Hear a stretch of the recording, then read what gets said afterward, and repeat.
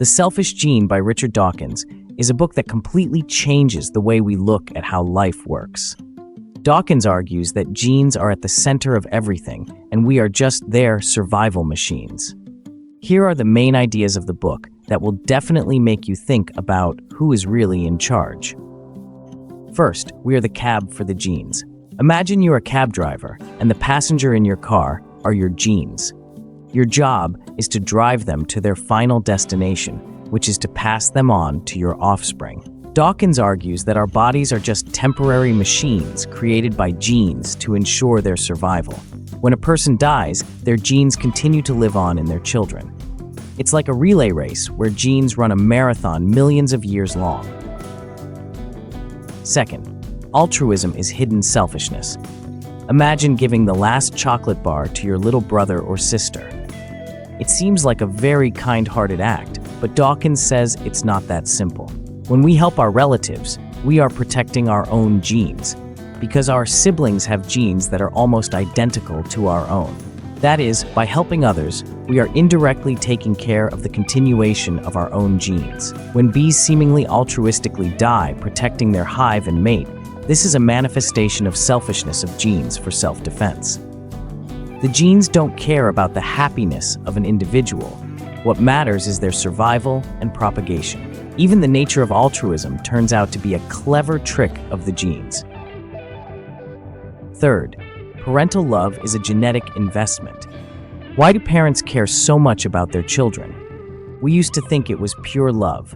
However, according to Dawkins, it is again a trick of the genes. Parents are protective of their children because their genes are in them. It's like if you have an expensive gadget and you handle it very carefully so it doesn't break.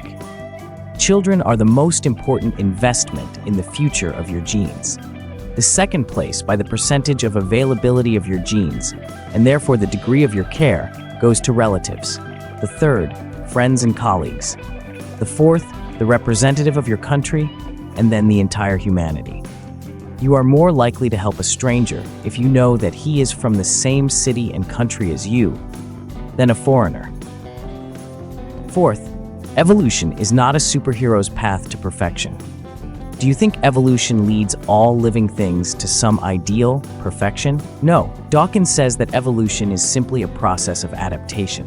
It's not moving towards some goal. It's just that those who manage to adapt survive. Example? Dinosaurs once ruled the planet, but they didn't have time to adapt to the changed conditions and disappeared. Evolution doesn't promise any success. It's like a tough exam. If you don't pass, you're out. Fifth, is our freedom an illusion? Do you think that all your decisions depend on you? Well, they don't. Dawkins argues that most of our choices are dictated by our genes.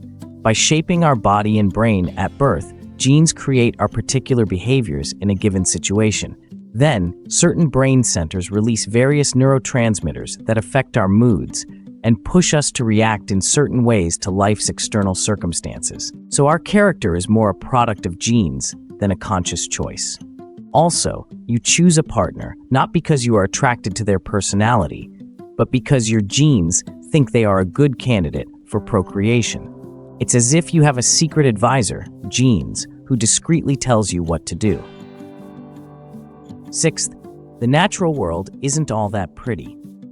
We're used to seeing nature through the lens of beautiful landscapes and cute animals, but Dawkins reminds us, nature is ruled by cruel laws.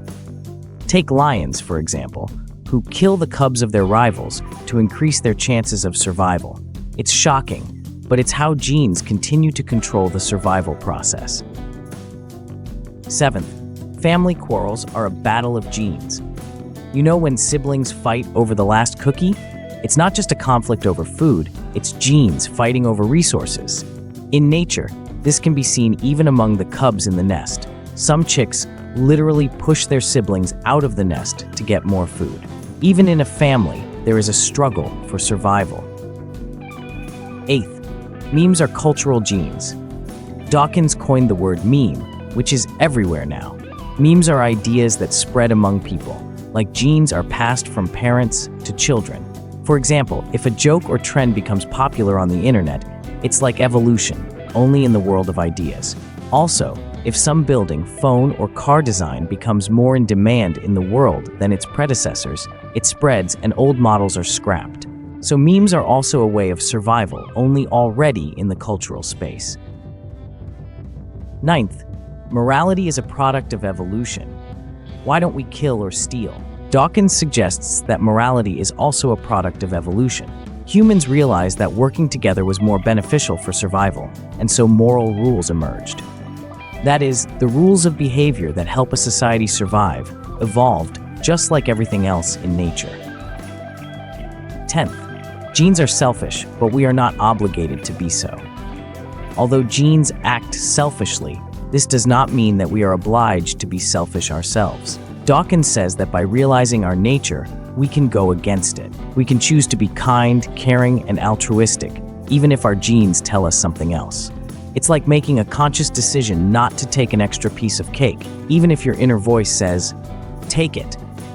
Just imagine how many genes, lives, resources, and destinies would be saved if people were not guided by primal animal instincts in everyday life, did not kill and maim each other in conflicts, did not compete, but cooperated in families and at work. Everyone would benefit. Conclusion. Ultimately, Dawkins' book opens our eyes to how much our genes control our lives. We are not just human decision makers, but entire universes for genes that seek their survival. But what's interesting is that once we realize this, we can take control and even go against their selfish nature. Want to know more about this? Then read The Selfish Gene, and you'll see life through completely different eyes.